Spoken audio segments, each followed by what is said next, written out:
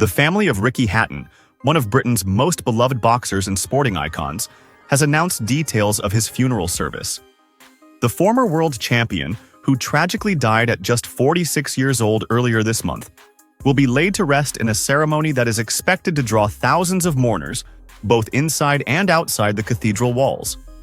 Hatton's funeral will be held at Manchester Cathedral on October 10th at midday. In recognition of his extraordinary bond with the public, the family has also confirmed that a procession route will be published so fans can line the streets and pay their final respects. Funeral directors Frank Massey and son Lauted, who made the official announcement, said the service will be a chance for the people of Manchester and beyond to say goodbye to their champion. Tributes to Hatton have poured in since news of his sudden passing.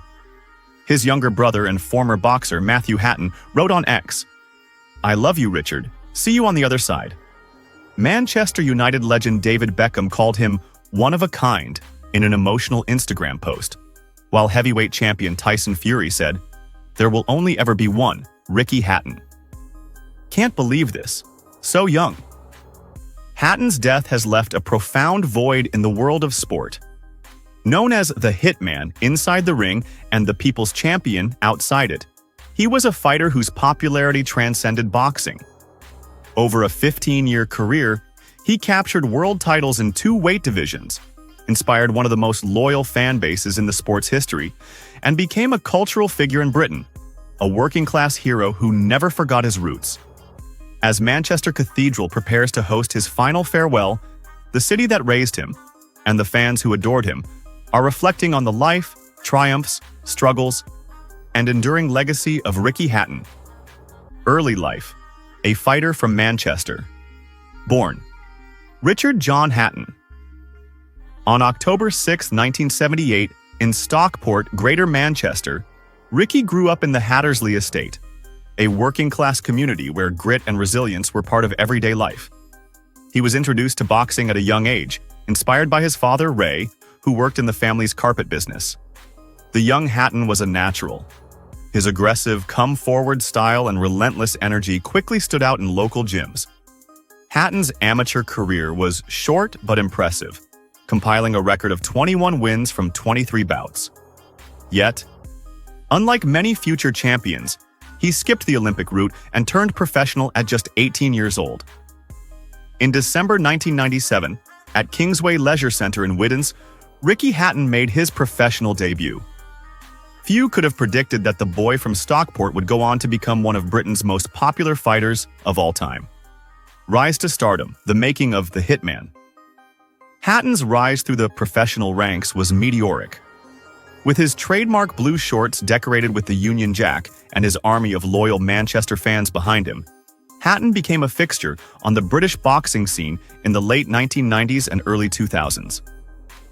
His relentless pressure, ferocious body shots, and refusal to take a backward step earned him the nickname the Hitman. In 2001, he captured his first title, the WBU Light Welterweight Championship, with a win over Tony Pep. Over the next few years, he defended the belt multiple times, gaining momentum and honing his craft. But the real turning point came on June 4, 2005, when Hatton faced the formidable Kostya Tszyu for the IBF light welterweight title. Tszyu, a feared puncher and one of the pound-for-pound best fighters in the world, was heavily favored. But Hatton, cheered on by a raucous Manchester crowd at the Amen Arena, produced the performance of his life. After 11 punishing rounds, Tszyu's corner stopped the fight, and Hatton was crowned world champion. It was one of the greatest nights in British boxing history, and the moment Ricky Hatton truly became a national hero. World title glory and the people's champion. Following his victory over Tszyu, Hatton's career soared.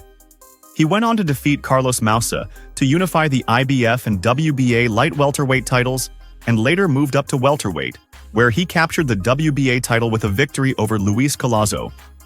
But what truly set Hatton apart wasn't just the belts he collected. It was his connection with the fans. Hatton embodied the spirit of the everyday Brit, humble, humorous, and fiercely proud of his roots.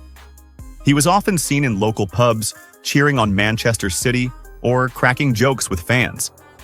Despite his global fame, he never distanced himself from the working-class community that raised him. As his career progressed, Hatton became known for his ability to sell out arenas. Whether fighting in Manchester, London, or Las Vegas, tens of thousands of fans followed him, singing football-style chants like, "There's only one Ricky Hatton." He wasn't just a boxer, he was a phenomenon. Las Vegas nights, Mayweather, Pacquiao, and the global stage. Ricky Hatton's popularity reached its peak in the late 2000s when he took his fan base across the Atlantic to Las Vegas. In 2007, he challenged the unbeaten Floyd Mayweather Jr. for the WBC welterweight title. The fight was billed as undefeated and drew more than 30,000 British fans to Sin City, one of the largest traveling fan contingents in sports history. Although Hatton started strong, Mayweather's technical brilliance ultimately proved too much. In the 10th round, Mayweather stopped Hatton with a devastating left hook. Despite the loss, Hatton's reputation only grew. The scenes of British fans singing and chanting throughout Las Vegas became legendary, and Hatton's warrior spirit won admiration even in defeat.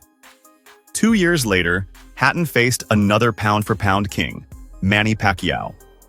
The fight ended brutally in the second round, with Pacquiao delivering a knockout that remains one of the most famous in boxing history.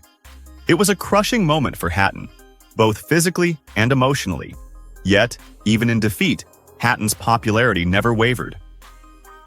His fans loved him not just for his victories but for his willingness to take on the best, to risk it all against the greatest fighters of his era. Struggles. Outside the ring. The brutal loss to Pacquiao in 2009 marked the beginning of a difficult period in Hatton's life. Away from the bright lights of the ring, he struggled with depression, alcohol, and weight fluctuations. His battles were widely publicized and at times deeply concerning. In candid interviews, Hatton spoke openly about his mental health struggles and admitted to having suicidal thoughts. His honesty helped destigmatize mental health conversations in boxing and sport, making him not just a champion in the ring, but also an advocate for those fighting their own battles. Hatton attempted a comeback in 2012 against Vyacheslav Senchenko in Manchester. Though he fought bravely, he was stopped in the 9th round. The defeat marked the end of his professional career, but it also allowed him to close the chapter on his own terms.